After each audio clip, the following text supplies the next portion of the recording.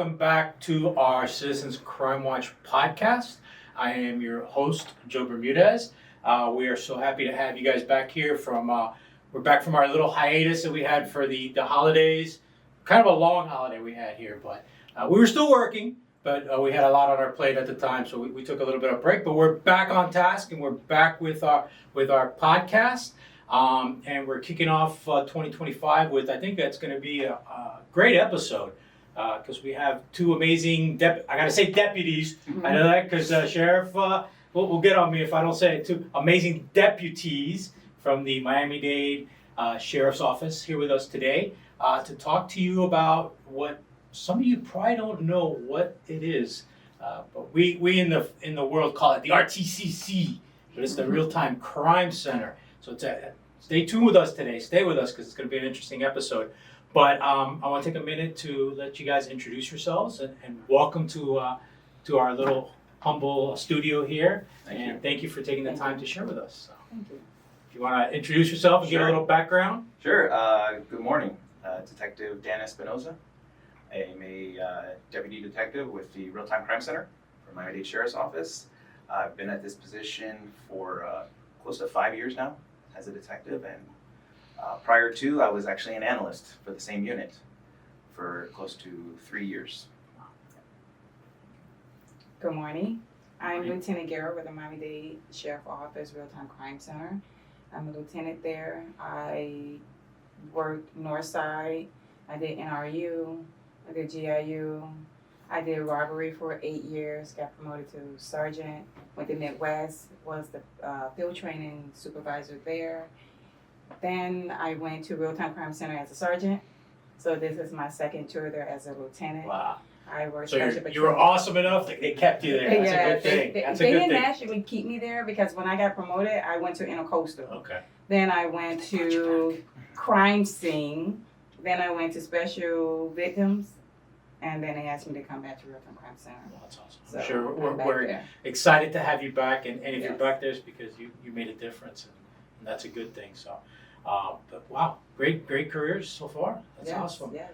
That's one of the great things I always say is one of the great things about this department is the availability to do so much and get so much vast experience. Yeah. And it's important because every little piece of it adds on to everything else. So every time you experience a new bureau, a new section, you're able to bring it on and bring it all together and make for a good career. Yes. I can say that, Yes. I had a good one, so I'm always proud of that and doing a lot of stuff throughout the years. But thank you for being here. And I'm sure, like I said, all those different places bring it back to where we're at today, what we're here to talk about. And that is the Real-Time Crime Center. Tell us a little bit, what is the Real-Time Crime Center? 'Cause a lot of people don't really understand that concept, what it is. What is it? What is the Real-Time Crime Center? So I guess the easiest way to describe it, it's a facility, a unit, usually for law enforcement agencies, where you take all your different sources of information. So for example, video surveillance systems such as central records, different applications, license plate readers, or gunshot detection, all of these different sources that are available to law enforcement, and you kind of bring them all into one central point. And you have that point manned by civilian analysts, detectives, and their mission is to assist officers with their ongoing calls, to assist with their investigations, to assist with surveillance and detections, trying to streamline and make more efficient the crime prevention and investigations. Essentially kind of like a force multiplier. So whereas essentially an officer or a detective could do any one of these things, by us doing it, we're shortening the time for incidents, shortening the time for investigations, and relaying real-time information essentially to those units to kind of help streamline and help guide them as best we can if possible. Awesome.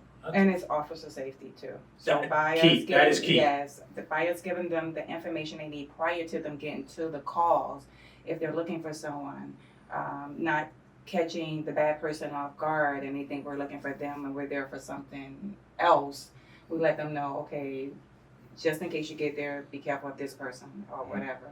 So we're geared to officer safety as well for the officers. And that's awesome, because Yeah. I can think back to many calls where after the fact you're like, man, I wish I would have known about this before I got here, Exactly. or when I was walking into, because that's one of the things about this profession is what you walk into, everything is an unknown and everything's different.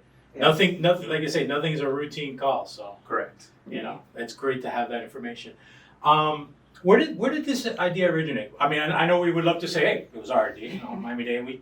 We're the cornerstone of everything, but were we one of the first ones to have it, or? Probably not one of the first ones. I think we originated in 2015. But the concept of a real-time crime center, or my understanding, was circa like 2005. Okay. And really it was, post 9/11, a realization that there was all these different sources of information, all these different capabilities, centralizing it, and then using it to, once again, react to a real-time incident and be able to provide you going into this information and putting out whatever relevant information needs to be passed to the officers. So you're looking at 2005 with New York City really being the starting point for real-time crime centers. And everyone kind of just emulating them. And then with that, kind of you see, this is their framework. How does that work for us? What are our needs? What technology is now available that we can utilize and take it from there? So I guess I guess if you think like it formulated from the idea like of a fusion center, where we had a federal fusion center stuff where everything was coming in, but now we're doing it right then and there for an officer responding to a call. Correct. And Awesome. and so our department also does have a fusion center, which we Right. work pretty closely with. And whereas, a fusion center is looking at the big picture, you're looking at international events, national events, and how it may impact the South Florida area. We're looking a little more magnified. We're looking more locally. Now we do take in consideration national events because they may have an impact locally, but we're really focused at the ground level. What are Look at the that incident call, that themselves. one incident, Exactly, each individual incident. You're handling one thing at a time instead of getting bombarded with all this information. You're Correct. like, okay, my officer's going to this call. What information can I give them, or what can we do to support them? Exactly. That's a resource. Exactly. Awesome. That's. Let me tell you, it's like technology is an awesome thing, and it gets better and better to make our jobs a little bit easier and safer. Yep. Like you said, officer safety is key. Right. So right. if anything we can do to increase the safety of an officer to me is number one. And we're 24 hours, 7 days a week, and you have a lot of real-time crime centers across the world. They are not 24 hours.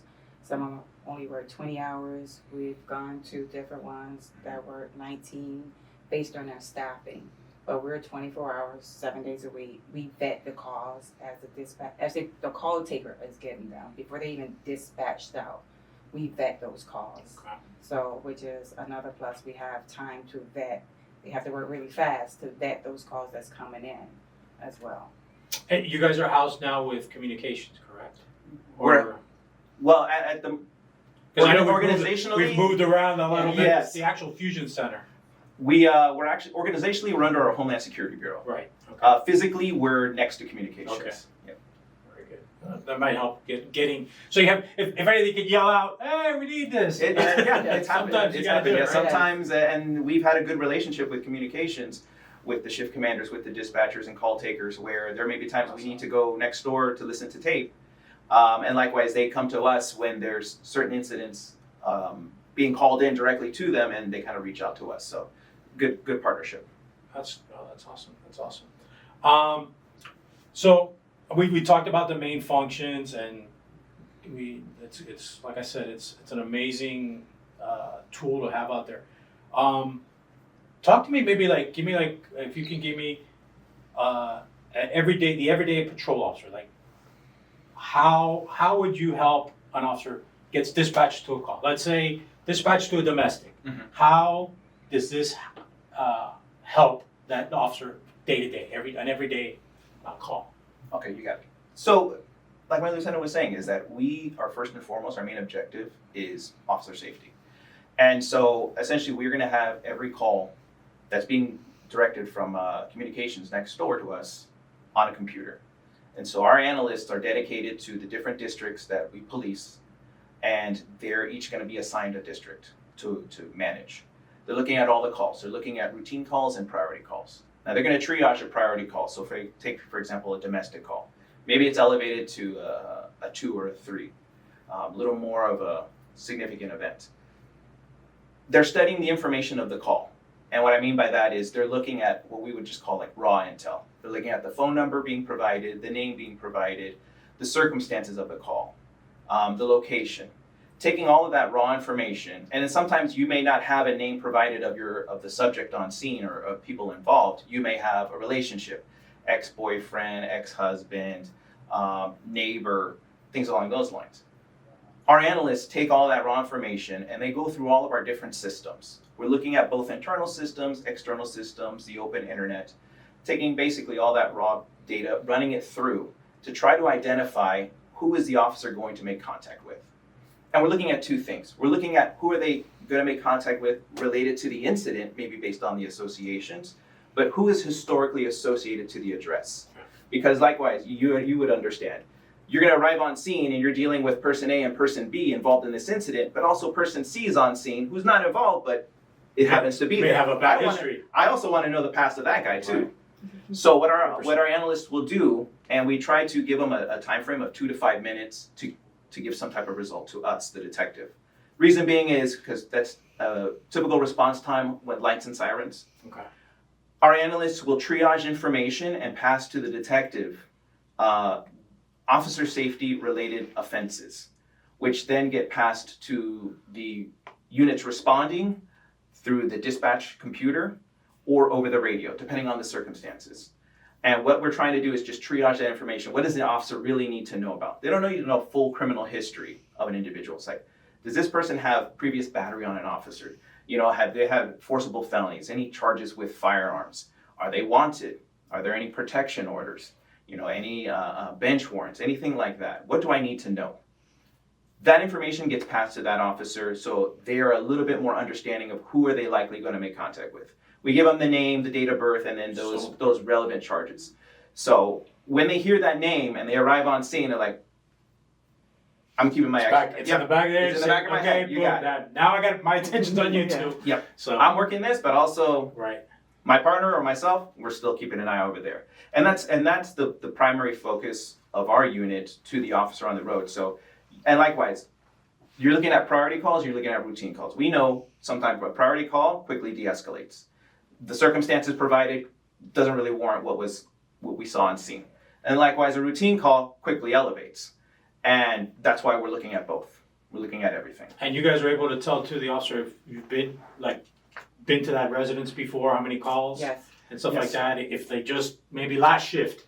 Mm-hmm. And that, I can go back to thinking about that, how many times you get there to see and they're like, the person tells you, yeah, they were just, the cops just left here 2 hours ago. And you're like, oh great, I would love to have known that, you know, because we didn't have that information.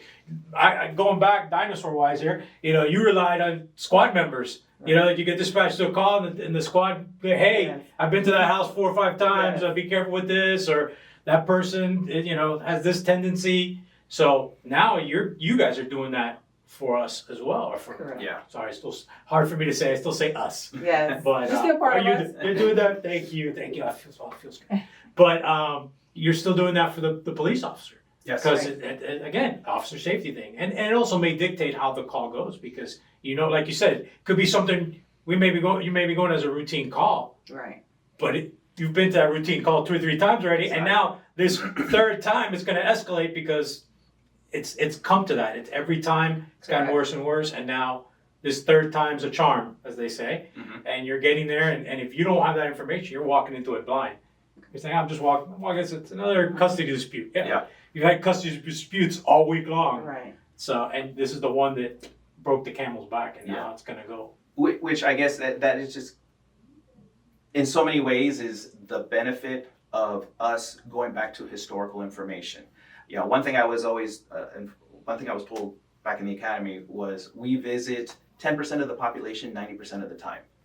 And I always mention it when I speak about our unit. Frequent flyers. Essentially. And so what I always took that to mean, especially working as an analyst and now as a detective at the real-time crime center is that reports will be generated, for that location, for that individual, and we have the historical information, at a couple of keystrokes. So if someone had just recently arrived or, had recently been there a couple hours prior, we had that incident already generated. Even if they didn't write the report, we still had the initial information to kind of pull from. So right off the bat, we already know where we should start looking when it comes to an individual or comes to a location, because the beauty is those reports were being created. You have that historical track for us to easily pull from. So we're not really deep diving other areas. We're really looking at our offense incident reports. That's one of our main databases. That's awesome. To pull information That's an amazing from. tool. Yeah. And it goes back to the officers having created those reports in the first place. Right. So when I go to the academies and kind of talk about our unit, one thing I tell them is like, you don't understand how important those reports you Simple made report. are for us. When you added the individual's name or date of birth, his phone number from that time, if he had an Instagram handle, a social media account, a vehicle that was on scene, you referenced it. Now all of a sudden, 6 months later, a year later, 2 years later, that happens to be part of another investigation. They now have that information because you took the time to write it on. Yeah. To write it on that report. Let me tell you, and I really saw that in my career when when I was an FTO, I always thought, hey, take the time, just write a simple, even if it's a little. We used to have the little report ones, was like on a notepad, not the full report, but even if you do a miscellaneous MIRs, Yes. miscellaneous. I'm going back here. Incident report. So even if you scratch something out like that, just to get a little bit of information, it could be helpful.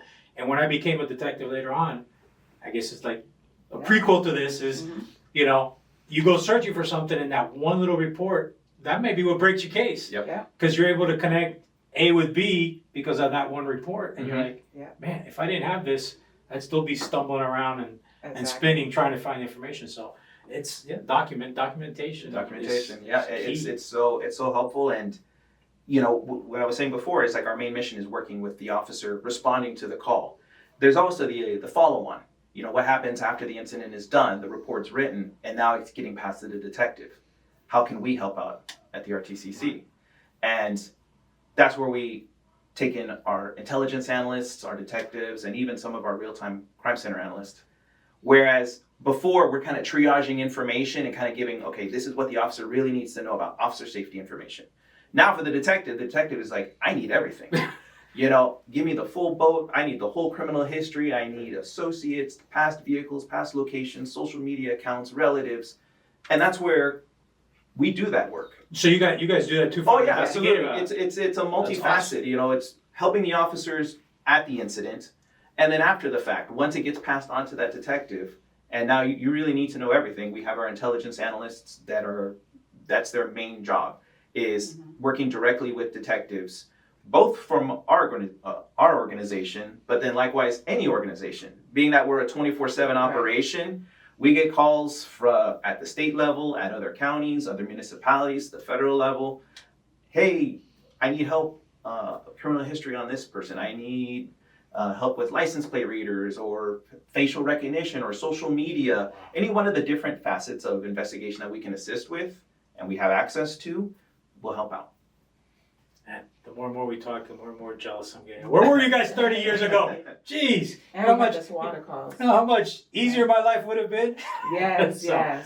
But, that's awesome. I thank you guys for doing that nowadays and really working, because I can see that's going to make a difference just on a call-to-call basis and stuff like that. So let's talk about the people that work there. What are some of the skills? Well, before I go to that, because I'm going to get on my soapbox, because I just want to talk. I was like, this is to any of the officers that are watching. Write that report. That's why it's so important. I was going to do that when we were talking, but I'm going to do it now. It's my soapbox. Write that report because it makes a difference. Okay, now we're going to go back to my question. But what are some of the skills that somebody may need to build on to be there? And from the different perspectives you have, because obviously you have officers, detectives that work there at an officer level, and you have civilians that are analysts, correct? Yes. So what are some of the skills, somebody in our audience that may be interested in doing this and getting involved in this, that they may want to work on, study, things like that? that you would recommend? I guess talking on the analyst side first, Okay. from the civilian side, I can speak on my behalf because having started. You saw, best of both worlds. Yeah. Started on one and I saw transitioned to both the other. ends. As a civilian, I came from a military background, Okay. intelligence, so I was very familiar, very comfortable with that type of setting. And the analysts that we have now, many of them have been with the department for 20 plus years, and they've worked in the different areas, different districts that the department offers. And even some of our newer analysts, I think ultimately you don't have to have that, oh, I worked intelligence and so this is the perfect fit for me, or I used to be a former police officer. I think it's many times it's a skill set. It's how good are you taking essentially what we normally do, raw information, and I can work through all these different systems. I know my way around a website to a program to just computer knowledge. And pulling that information, streamlining it, and being able to pass it to an officer. And then likewise, being able to learn pretty quickly on the fly because we do have various applications, and being able to handle tasks independently. There's going to be times that a detective may direct an analyst, hey, can you work on this incident? Or hey, this detective called, can you help them out? But then likewise, it's you're on your own, you do the work, give us the results, or just let us know what you came up with or didn't come with, and then disseminate it to that detective. So we rely heavily. It's a lot of independent work on the analyst. So it's really just that ability and computer knowledge to kind of pull that information, which training does come with any new analyst. And as far as the detective goes, I have a background.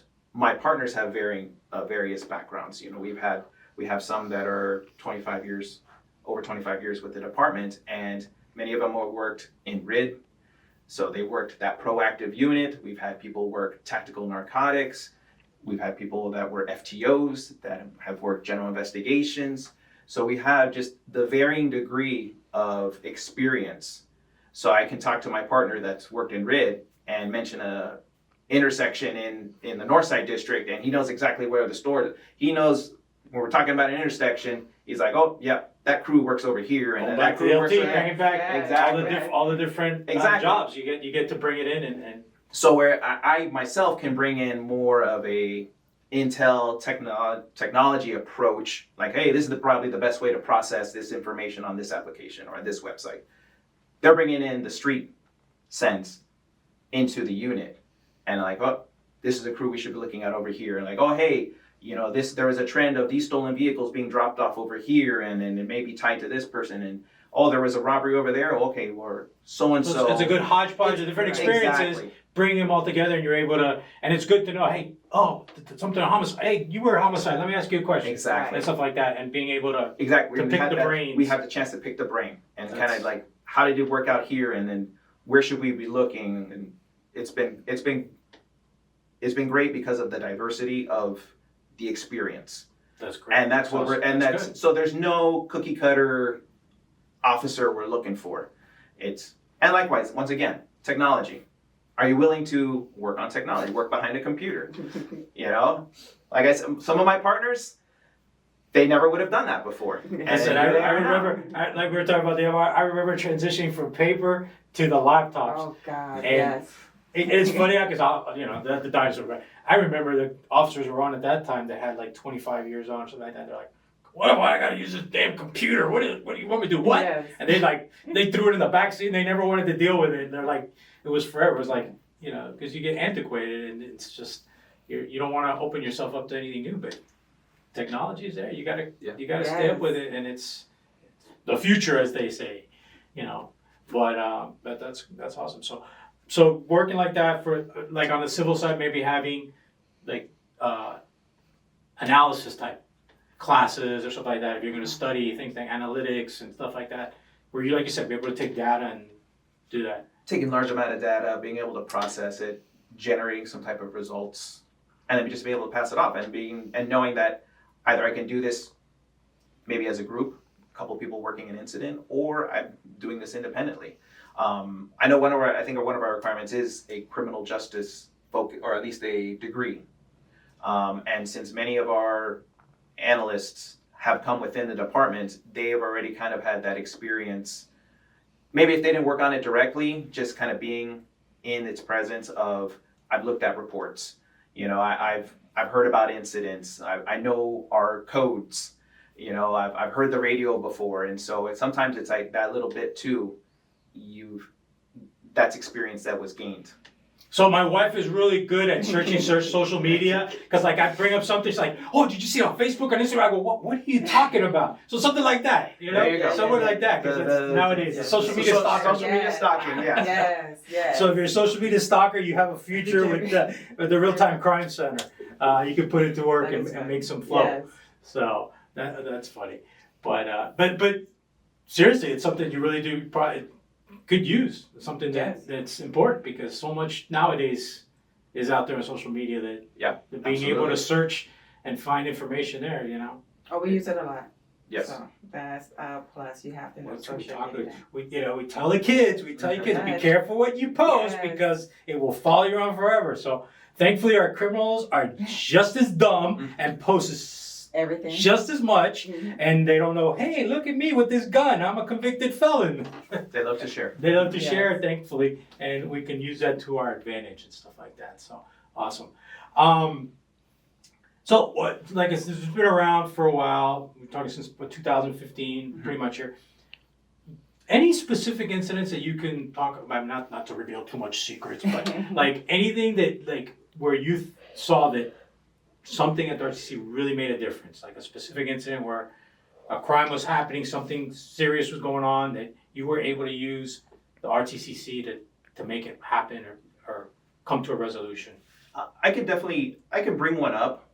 It's actually one that was covered by Inside Edition, and so I take the clip and we make it part of our training briefing to the academies. Kind of show us like, we're not involved in all of this, but we kind of helped start it. And that's our contribution to the incident.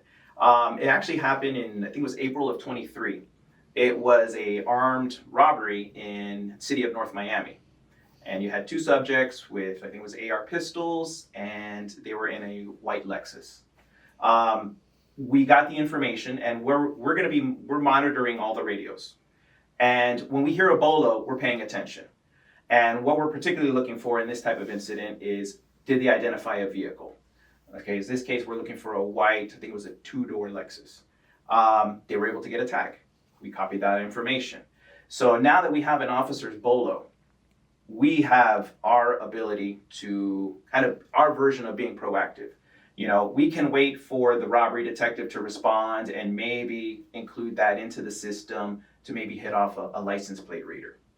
Or we can react, and taking that information from the officer that pushed out the bolo, we now enter it ourselves into these license plate readers. And why do we do that? Because for the time it takes for that detective or unit to push it into the system could be hours. Meanwhile, that vehicle is driving around Miami-Dade County or Broward County, and it's potentially hitting these LPRs. We ourselves can just circumvent the system and kind of be proactive and manually enter it ourselves. We have the backing of a bolo, so if it hits, we're updating the bolo. So what ended up happening? We ended up adding it to the systems, and within an hour of the bolo having been pushed out, it actually hit one of the license plate readers. We jumped on the air and advised the units, update to the bolo. It just now hit, I think it was in Opelika. Units responded, North Miami and any of our units in the area. They were able to see the vehicle, and before they were able to have the containment for it, it got occupied and just started driving around. It went through Miami-Dade, into Broward, into Palm Beach, back into Broward. Meanwhile, they tried to carjack another vehicle.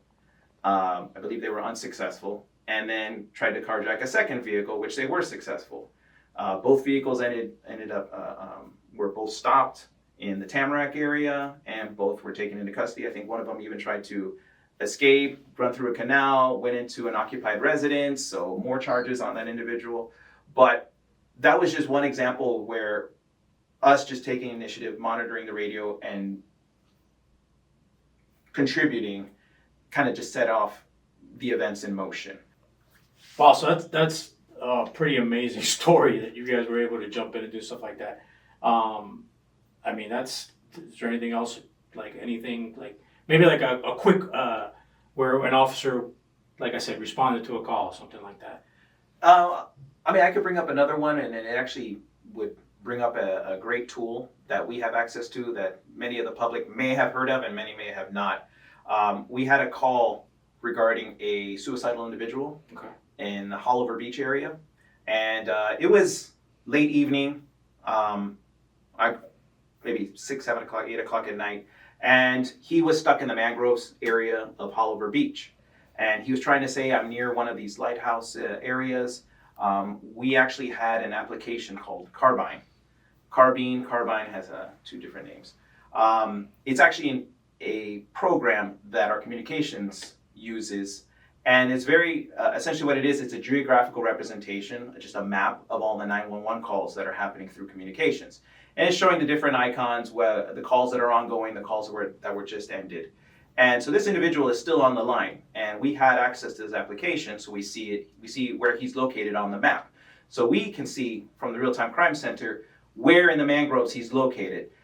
So at first we were trying to reference, he's north of the skate park and he's west of lighthouse of the lifeguard station 3.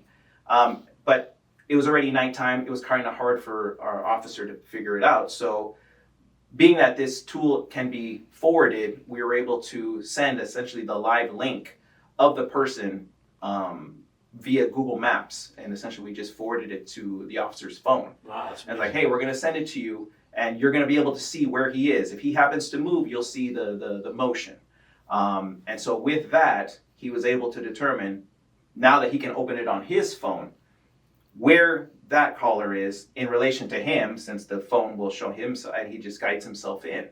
So thankfully, the officer was able to make contact with someone that had already made an attempt and had was losing consciousness, to my understanding. But it was just another tool that some of the public may have known and have heard about if they've called 911, but others do not. But it exists that a call taker from communications will essentially send you a link that you can click on, and you just accept the location and accept to show us your camera. And additionally, not only can it show us your location, which can help an officer, but if you're in ability to help, you can share your camera, your feed, live stream to us at the Real-Time Crime Center.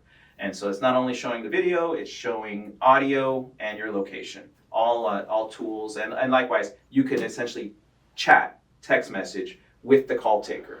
So you may be a caller who's unable to speak for one reason or another. Maybe you're in the same room as your subject. You can't call 911, but you connect that link and you could be messaging messaging with the call taker.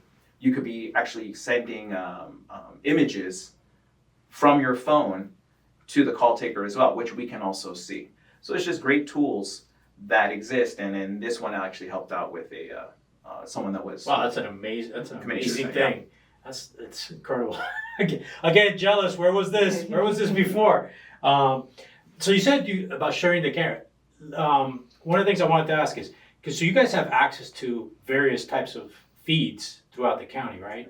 Because you talk about like the LPRs, which a lot of people don't know what that's a license plate reader. Some Yes. areas have that so that you can track vehicles coming in and out. Yes. Stuff like that. What other type of camera feeds, if you could tell us, that like it's public cameras that you have access to, correct? Correct. Yeah. So we're mainly looking at publicly provided cameras. Okay. So, for example, most county facilities we have access to. That includes the transportation locations. So, Metro Rail, Metro Mover locations, the stations, libraries, our county buildings themselves, and at the seaport. Many traffic intersections, not all of them, but many, provided from Florida Department of Transportation, that they give us access to live stream those locations.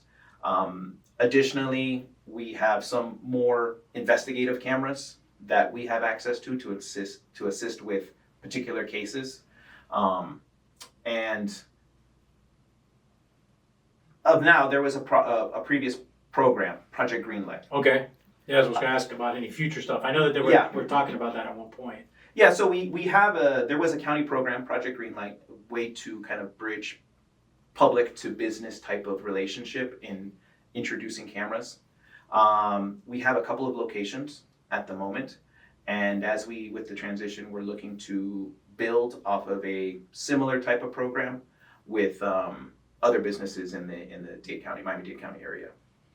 And so that's just another layer of That's where people that they sign up voluntarily. They can sign up to have their cameras, monitored, essentially monitored with us. Yes, which is great because, like I said, having accessibility to all these cameras, it's extra eyes on them. Because for so many years, they're just when we talk crime prevention, one of the people when we do assessments stuff like that, everybody always asks me, "Hey, do you think I should get cameras? Are cameras great?" And I go, cameras are great, but all you're doing is really documenting the crime. Unless you're going to monitor it 24/7. Most people don't watch their cameras 24/7. That's why I always recommend like a reactive system, something that's going to notify you if there's motion and stuff like that. Ring systems and other systems like that let you know, hey, something's going on. You need to look at your camera. Right. Mm-hmm. So for so many years, all these cameras we have all around the county, they're just recording. And it's great as a detective to go back and say, hey, what happened, and see.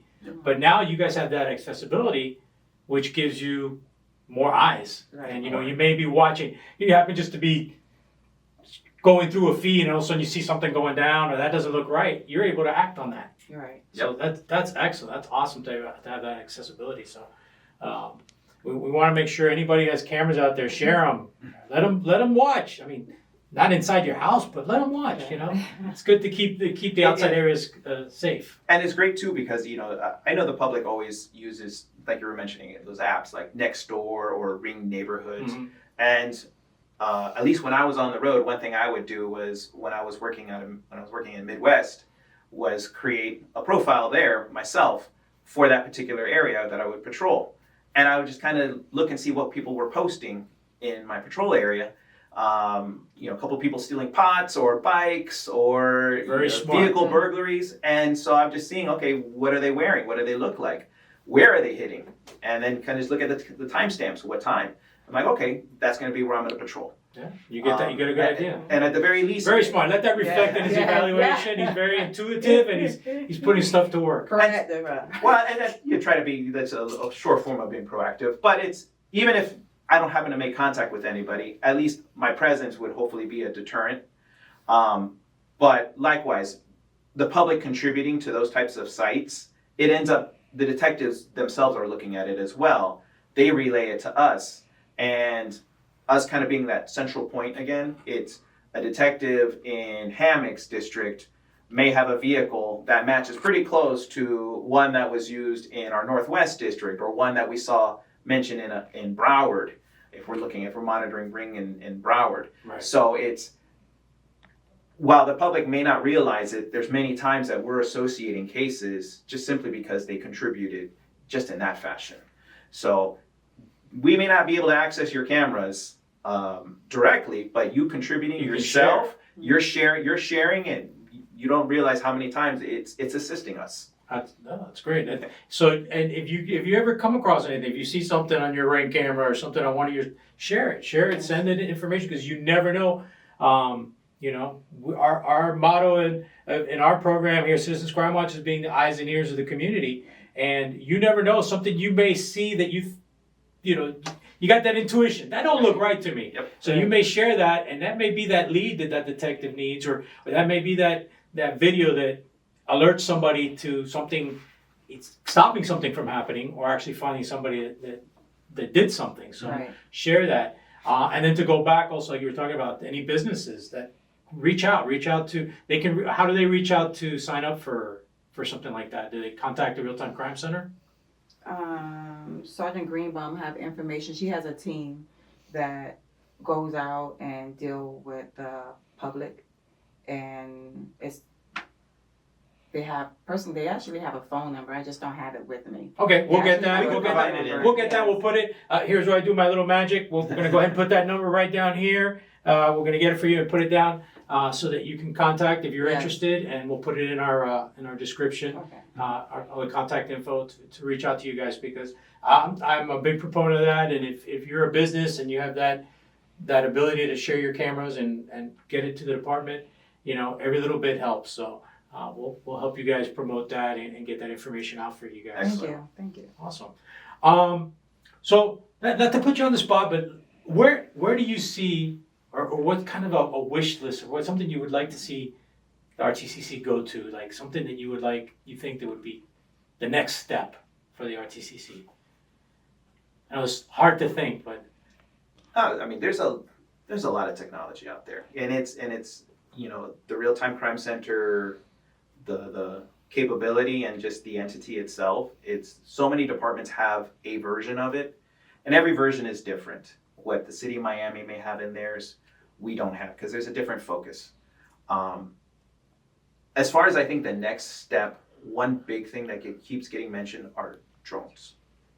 Drones is, and this may not be the first thing, but it's just one thing.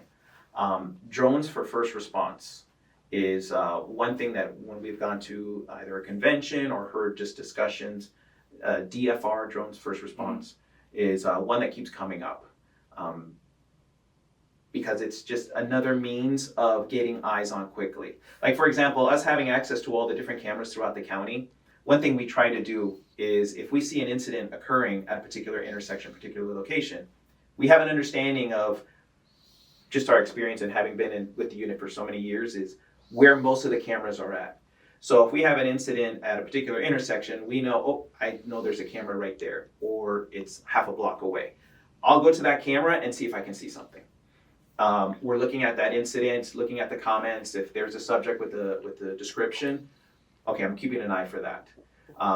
And as you would know, the time from the complainant passing the information to the call taker to it getting relayed to the dispatcher to it getting everything relayed, changes by the everything time. can change, exactly. Everything's changed. And so essentially what we can do with the cameras is that if something changes that's not matching up with the comments, we can quickly jump on the air and then just reference, hey, that subject matching the description, I have someone over here at this location now. And kind of just direct our officers to the new location to make contact with to see if that happens to be the person of interest. With the DFR, the drones, it's another potential way for us to get our eyes, at least at the real-time crime center, to an incident that much quicker. Whereas an incident may not happen near any one of our fixed cameras, now we're bringing the camera potentially to the incident that much faster. That's really interesting concept, and I can see that helping.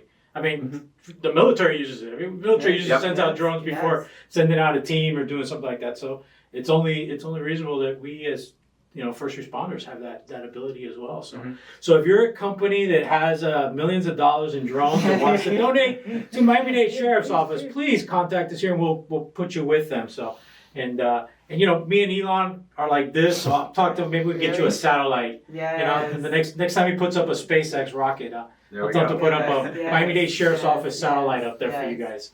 So, but awesome. So thank you again for taking the time for being here today and sharing this new technology, the forefront of law enforcement here.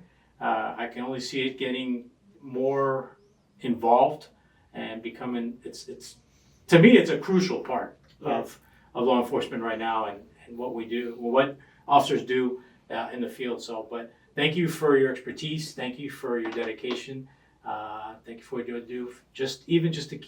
In the sense of keeping officers safe, because I guarantee you, and I know it in my heart, that what you guys do has probably saved a life or two. Right. So again, thank you for coming out today and being here, being our guest.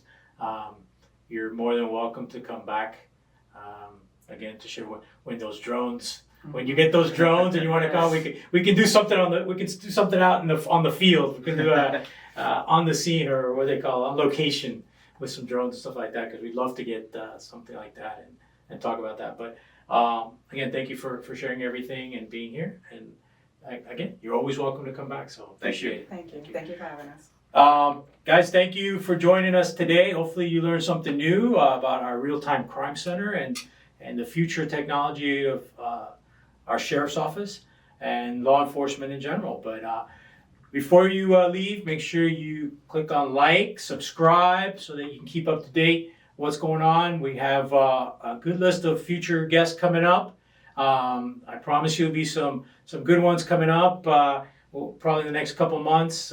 Give you a hint, one rhymes with sheriff, but we won't say who it is.